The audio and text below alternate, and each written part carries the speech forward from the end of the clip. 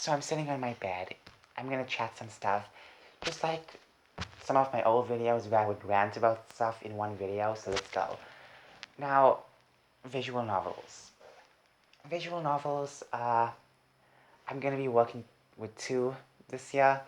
I guess, and, these two ones are gonna be paid for as well, so just remember, um, you know, okay, I can give you a heads up on the price though. TGTF, the visual novel, will be $7. Around $7. Now, I will update y'all if the prices change, but just remember, $7, okay? $7, okay?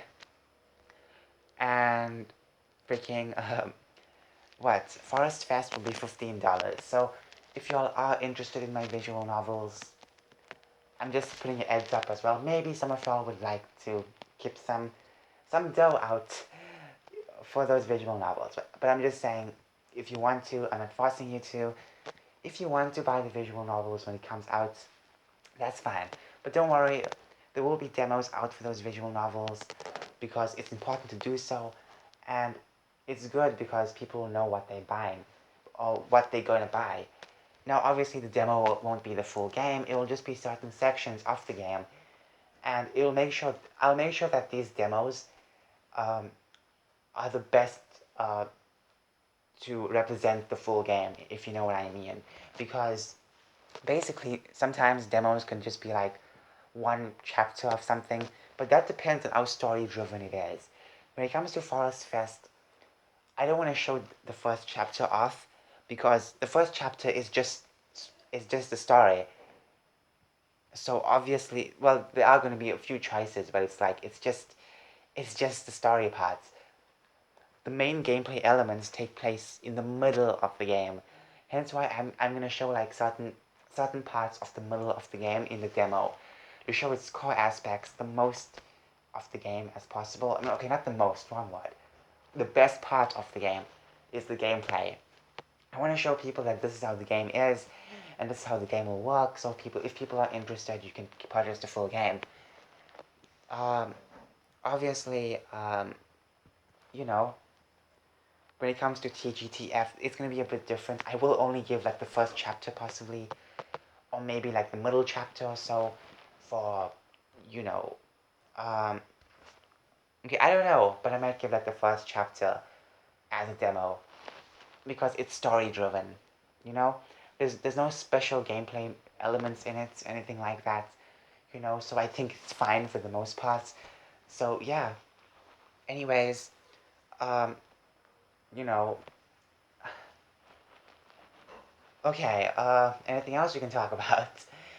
Okay, so those two games are very important games.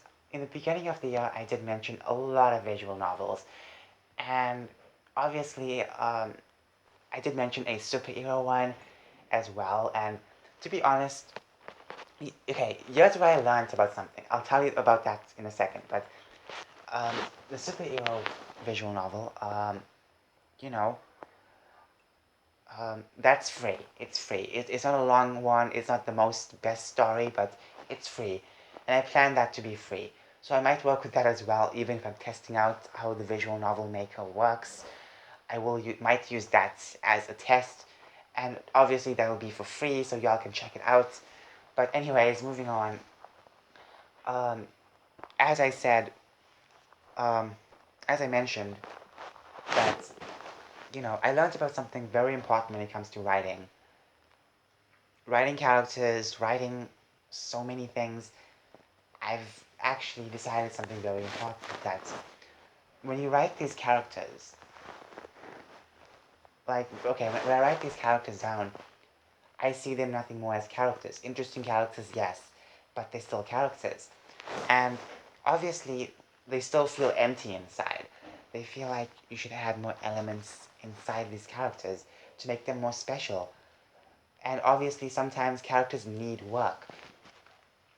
Now, last year I had planned, well, I told my friend about this, a superhero comic, not the ma'am superhero, we'll get into that in a bit, but not the ma'am superhero, another superhero. And in my head, it felt cool. The superhero felt cool, but then it's like I still needed to put in more for this character. This character still felt two-dimensional. You felt like you needed more in him.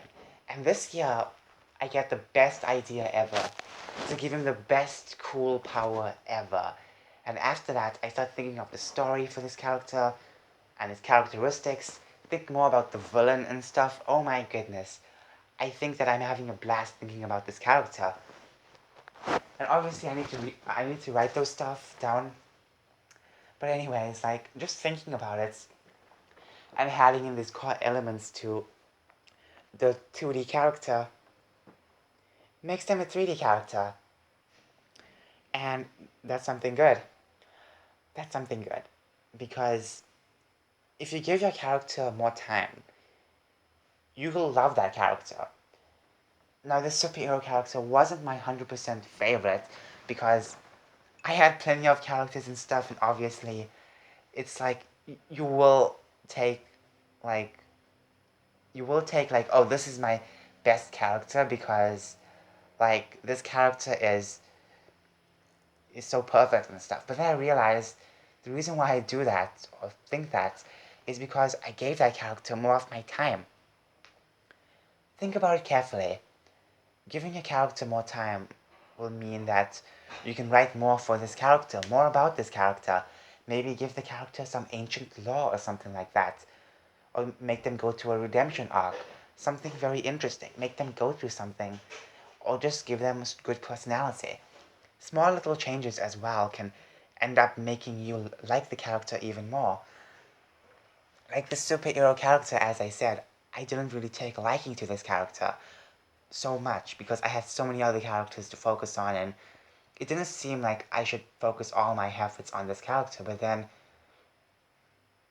all of a sudden I feel like I should, and I then think more for this character, plan how things are going to go on, and it feels amazing. It feels amazing because it's like if you give them a chance and put as much effort for one character as you did as the other, the characters will be enjoyable, not just for other people, but for you as well, you know? And it's like, now there's gonna be a problem because it's like, here's the thing, I have so many good villains. Good villains. Now, people do love heroes, but they do really love a good villain in the story, and I have plenty of villains. The most villains that I have written down very well are two villains. These two villains basically they live in different timelines and stuff like that. Not in the same game or same like not in the same show or something like that, but they do exist in the same story universe.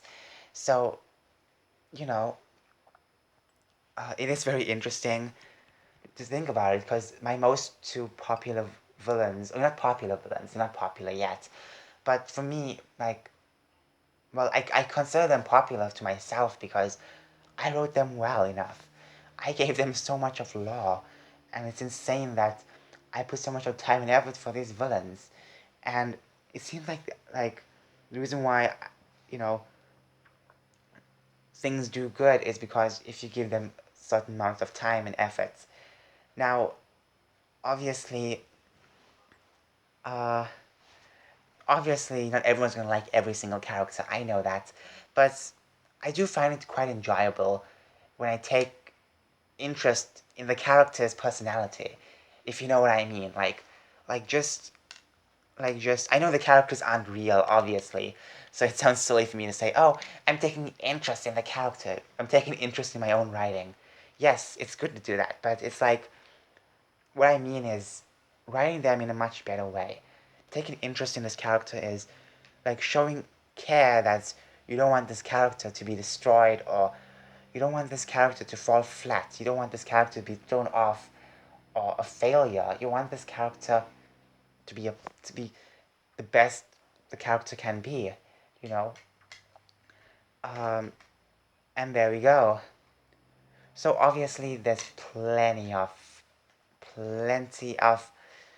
characters I've written down and plenty of villains, plenty of heroes.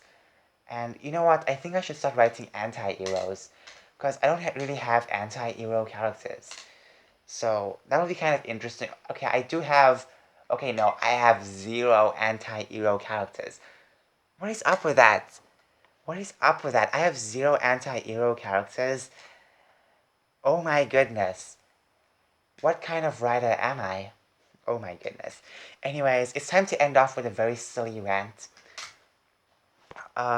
If you don't write for a few days or so, sometimes you will feel it weird when you okay, not writing, typing. When you're typing, it is going to be very weird, you know. Um, well, if you type every day, it's going to be normal, but if you skip a few days or a week or so, go back to typing, it does feel weird. And the fact that I write all the time, it's like, well, not all the time. Sometimes I take huge breaks, and those breaks come back. Oh, why am I pressing so many wrong buttons? Why can't I type properly? Why is my fingers feeling weird? It's like, yeah. So obviously keep writing. Yeah, then you'll get used to the keyboard. For me, it's like, it kind of sucks because sometimes I don't want to write all the time. Sometimes I want to sit down and play some games or do something else, watch some videos. And obviously, go back to the keyboard. Wow, your fingers all over the place, huh? Anyways, that's it for my quick rant. Hope y'all enjoyed, and if there's anything you want to know about what I'm writing or what I'm working on, oh yeah, I forgot to end off with something important that I promised. The Mayhem superhero. I created this superhero last year, and obviously, I find it quite interesting. I find it quite interesting that, you know, that somehow this one comic book character I created is pretty interesting. But obviously, last year, I don't know if I felt that idea woke. It wasn't woke, by the way. Okay, I don't think I did think that. Okay, wait, gosh darn it. My sentence keeps falling apart. I apologize. I don't think that I thought the idea was woke, but obviously, in some people's minds, the idea might be woke, but it's not woke. We're just a normal character. This year comes, and I create some characters that are pretty dang woke. Honestly, when I mean woke, I don't mean the characters are woke itself. Like the character's personality is woke. I mean the character as itself. Like, for example, there's like as I said, I have an idea where it's an all-female team. Like basically, 99% of them are lesbians. What else? They're very, very, very strong. Uh, they refer to themselves sometimes as boys or men and use he, him pronouns. So, yeah. Now, this isn't a sake for the woke stuff. I just thought it'll just be how these characters act. But they aren't woke. Woke as in, like, woke, if you understand what I mean. It's just the way. Okay, it's hard to find proper words. Let's just say the way they were built was somewhat based on wokeness, but obviously they aren't woke. Because if they were pretty woke, like the personalities were woke, just remember that it would be very, very mean comic. You know, like it would be racist and this and that. We all know. We all know how woke comics are these days with personalities. Instead of giving design-wise woke stuff, they just give personalities woke-wise, and personality woke-wise isn't the greatest because it ends up being very, very mean, very, very mean. So yeah, but anyways, going back, I do have another woke idea, plenty of woke ideas.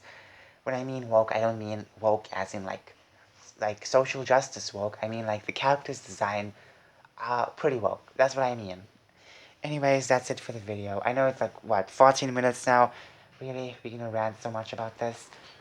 But anyways, I do remember like during this year, I would go in my room during the lockdowns and try and rant about this idea. You know, I said the full female team. Actually, I have a few more full female teams. Wow, wow, so many folk ideas. Anyways, um, honestly, I'm not doing this just to get a PC crowd. my main goal is to freaking, you know, write these characters properly. Because it seems like you can't have woke designs because they're not an issue with woke designs. It's just that people, for the most part, don't really know how to execute these characters. And it just comes out as very preachy, very annoying, and full of hate sometimes. And people don't like that. So tell me your thoughts. Uh, I have so much of ideas. By the way, the full female team I was talking about, wall breakers. I've mentioned this before in the past. Don't know why I never mentioned the name again. I mean, I already mentioned it, so it's out to the public. But you don't know how the designs will look. So that's a good thing. I never tell the powers or anything like that. I have the powers written down and the names written down on my memo pad, which is really bizarre because normally I write on my notepad, on my notebook. I don't write on my tablet, so that's pretty bizarre. But hey,